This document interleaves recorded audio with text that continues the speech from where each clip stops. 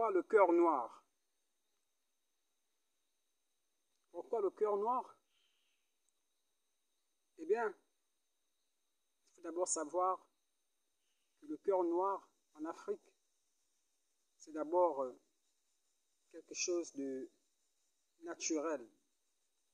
C'est naturel, c'est quelque chose dont on ne peut pas vraiment mettre fin à cela, car l'homme noir est d'abord l'ancienne nature de Dieu. L'ancienne nature de Dieu, donc ce qui signifie que non, au départ, au commencement, Dieu est dans l'inconscience. Hein? C'est d'où il dit que la conscience soit et la conscience fut. Donc on peut faire allusion aux premiers hommes sur terre qui étaient des Noirs en Afrique, qui peu à peu ont donné naissance à de la lumière, jusqu'à ce que l'homme blanc puisse exister de nos jours. Hein? Nous voyons que l'homme blanc, avec toute sa sagesse, détient les secrets de la lumière, les secrets du monde moderne. Et par contre, l'homme noir détient les secrets du monde des ténèbres. Alors, faut-il laisser l'homme noir dans cet état d'esprit ou faut-il le transformer? Donc, nous allons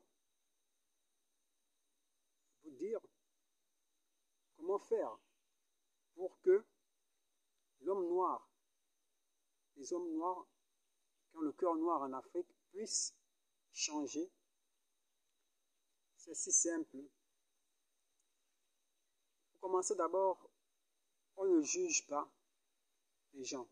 On ne juge pas les gens qui ont le cœur noir. C'est bien normal que vous ayez le cœur noir, mais il faut aussi de la lumière en vous. Cela va vous permettre d'améliorer votre vie. Cela va vous permettre de faciliter des choses dans votre communauté. Donc, il faut de la lumière en vous. Ceux qui ont le cœur noir. Peut-être que moi aussi j'ai le cœur noir. Qui sait? Je suis un homme noir. Peut-être que j'ai aussi le cœur noir. Et peut-être que je ne le vois pas. Donc, c'est quelque chose de naturel en nous que parfois nous ne voyons même pas. Donc, à nous de changer. À nous de changer.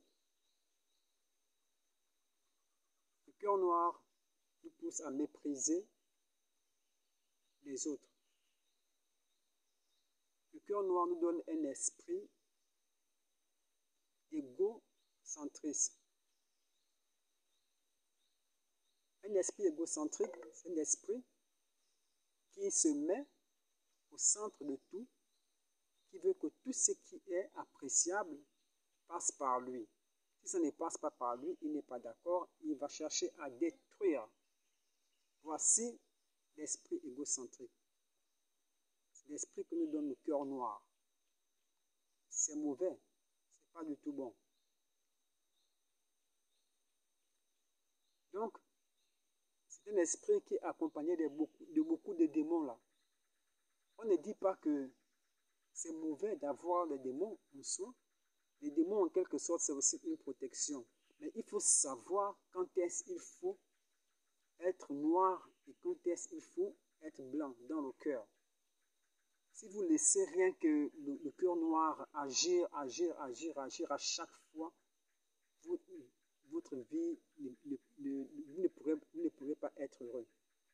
Donc vous devez être à la fois blanc et noir dans vos cœurs.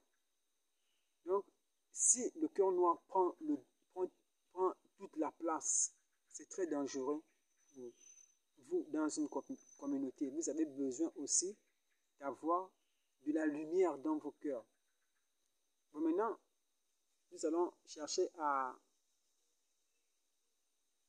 créer de la lumière dans vos cœurs afin que vous sachiez gérer les esprits méchants et les esprits bons. Maintenant, il faut maintenant qu'on essaye de réveiller les esprits bons en vous. Beaucoup d'entre vous vont à l'église pour chasser les esprits méchants qui vous tourmentent, qui vous poussent à haïr vos frères et sœurs, qui vous poussent à faire du mal aux gens. Et on vous impose des mains. À l'église, on crie « Satan sort de ce corps au nom de Jésus ». Mais, certes, cette méthode-là est parfois bonne. Mais dans certains cas, cette méthode n'est pas bonne.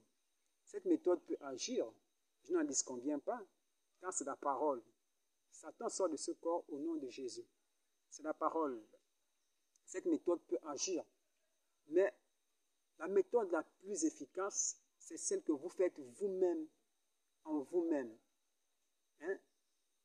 Vous vous combattez en vous-même. Donc, vous essayez de déstabiliser le côté négatif qui vous a envahi. Vous essayez de le réduire afin de faire naître aussi un côté positif en vous. Donc, c'est un combat intérieur. C'est vous-même qui le faites en vous-même. C'est la meilleure manière de chasser les mauvais esprits. On ne chasse pas les mauvais esprits, mais les mauvais esprits sont aussi importants. C'est la meilleure manière de réduire la puissance des mauvais esprits en vous. Donc, vous devez gérer ces esprits-là. Vous devez les gérer, les bons et les mauvais esprits. Vous devez savoir les gérer. Vous devez savoir les mettre à leur place. C'est ça. Donc, comme par exemple, un mauvais esprit en toi peut t'empêcher d'avoir une meilleure vie, une belle vie. Alors, si ce mauvais esprit ne te permet pas d'aspirer aux bonnes choses, alors fais-le coucher. Fais-le coucher et fais lever le bon esprit. L'esprit qui est bien. Il y en a aussi des mêmes que si un bon esprit t'expose à des dangers, fais-le coucher, fais lever le mauvais esprit. Donc, c'est à vous de savoir gérer ces esprits-là. Vous n'allez pas toujours afficher un esprit méchant à chaque fois, alors que votre bien demande à ce que vous affichez un esprit bon. Vous savez, le bien et le mal existent en l'homme. L'homme marche avec deux pieds et non avec un seul pied. Tu vois, le pied de la gauche, le pied de la gauche et le pied de la droite. Tu vois, c'est comme ça. L'œil gauche et l'œil droit. Deux, c'est toujours deux. Donc le bien et le mal, marchent toujours ensemble. C'est à vous de savoir comment marcher. Donc, puisqu'on sait déjà qu'en Afrique, le mauvais cœur a pris presque toute la place. Donc, qu'est-ce qu'il faut maintenant chercher à créer de la lumière dans nos cœurs. Donc, c'est un combat intérieur. C'est un combat intérieur. Donc, qu'est-ce qu'on va faire? On va entrer en nous-mêmes. On entre d'abord en nous-mêmes. Dans nos têtes, on essaye de dire non. Non, non à cet esprit négatif qui a pris le dessus sur nous. On le rejette. On le rejette. Lorsqu'il nous demande de faire quelque chose qui ne nous est pas utile, on le rejette. Lorsqu'il demande, à chaque fois qu'il nous demande de faire quelque chose de mal qui ne nous est pas utile, on doit le rejeter. À chaque fois qu'il nous demande de faire quelque chose de mal qui ne nous est pas utile, on doit le rejeter. L'esprit négatif te dit par exemple, tue ton frère. Toi, ta conscience, tu dois d'abord te poser la question, pourquoi est-ce que je vais tuer mon frère? Je vais tuer mon frère pour gagner quoi à la fin? Si tu vois que tu n'as rien à gagner à la fin, alors rejette cet esprit, tu le rejettes, tu le rejettes, tu le rejettes, tu le rejettes. C'est comme il va finir par partir. C'est comme un homme qui fait la cour à une femme. Chaque fois que la femme dit à l'homme non, non, non et non, l'homme finit par comprendre que non, la femme ne veut pas de lui, alors il part. C'est comme ça. C'est nous-mêmes qui chassons les mauvais esprits en nous. En leur disant non, non et non. Ils comprennent et ils partent. Et chaque fois que nous leur disons oui, oui, oui, oui, oui, ils seront toujours là, ils seront toujours là, ils seront toujours là. C'est nous-mêmes qui disons non, non et non. Empêche à l'enfant de ton frère d'avancer.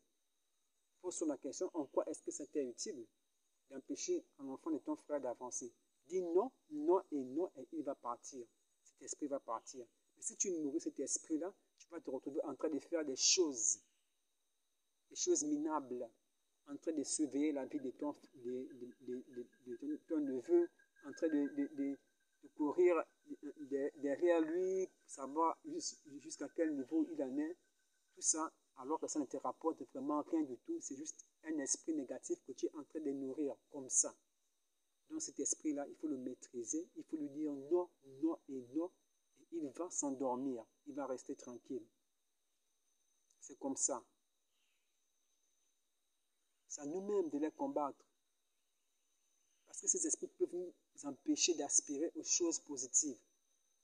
Ces esprits peuvent nous empêcher d'aspirer aux choses positives. Ils peuvent nous empêcher d'avoir une belle vie. Ils peuvent nous empêcher de recevoir des bonnes choses. Ces esprits-là peuvent nous enorgueillir de manière à ce que on n'accepte pas de l'aide de qui que ce soit.